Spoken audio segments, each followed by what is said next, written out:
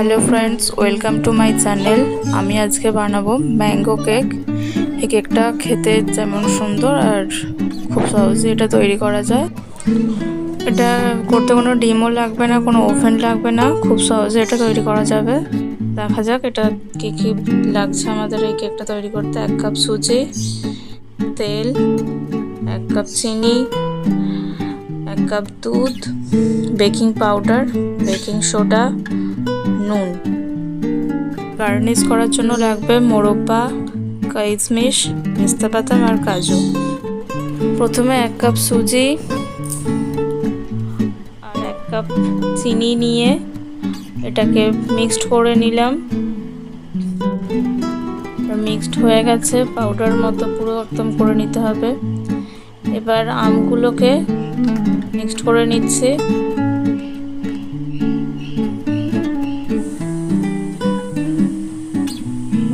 Pulp তৈরি হয়ে গেছে।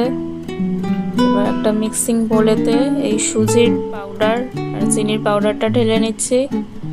সাথে কিছুটা হাফ কাপ তেল ময়ন দিলাম। সেটাকে ভালো করে এটা ব্লেন্ড করতে হবে। 1 কাপ দুধের মধ্যে হাফ কাপ দুধ দিলাম, পরে আবার এটা লাগলে সেটা দেব। এখন এটাকে আমি ভালো করে ব্লেন্ড করে নিচ্ছি। এর সাথে ওই আমের পাল্পটা যোগ করলাম। এটা ভালো করে মিক্সড করতে হবে। 1 চামচ নুন দিলাম, 1 চামচ বেকিং পাউডার, হাফ চামচ বেকিং সোডা। এটাকে ভালো করে মিক্সড করছি।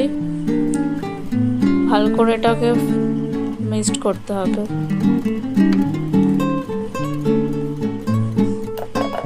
আধ ঘন্টা মতো এটাকে চাপা দিয়ে রেখে দেব। এবার যেই পাত্রে কেকটা বানানো হবে সেটাকে আগে ভালো করে অয়েল ব্রাশ করে নিতে হবে। আমি একটা পেপার কেটে রেখেছি, সেই পেপারটাতেও অয়েল ব্রাশ করে নিচ্ছি। ভালো করে অয়েল ব্রাশ করতে হবে যাতে না লেগে থাকে কোনো জায়গাতে।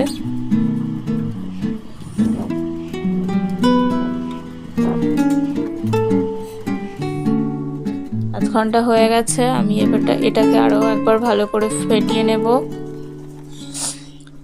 এরপর মোরব্বাগুলো কিছুটা এর সাথে অ্যাড করে দেবো, বাকিগুলো আমি পরে গার্নিশের জন্য লাগবে। ব্যাটারটা রেডি হয়ে গেছে। আমি এবার যেই বাটিটাতে কেকটা বসাবো তাতে ভালো করে ব্যাটারটাকে ঢেলে দিচ্ছি। ব্যাটারটা ভালো করে ঝাঁকিয়ে নিতে হবে, বাটিটাকে ভালো করে ঝাঁকিয়ে নিতে হবে যাতে কোনো বাবলস না থাকে।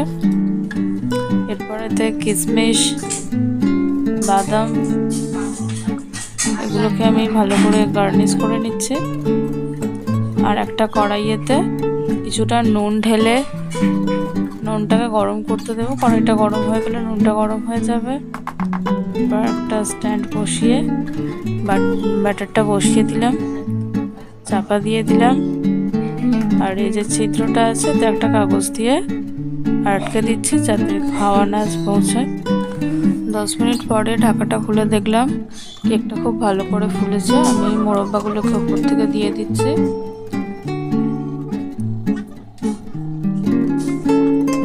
এরপর আবার চাপা দিয়ে রেখে দিলাম।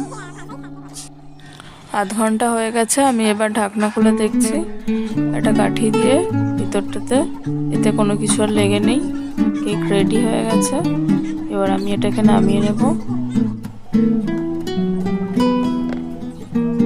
ভালো লাগলে অবশ্যই লাইক, কমেন্ট, শেয়ার করবেন আর সাবস্ক্রাইব করতে ভুলবেন না।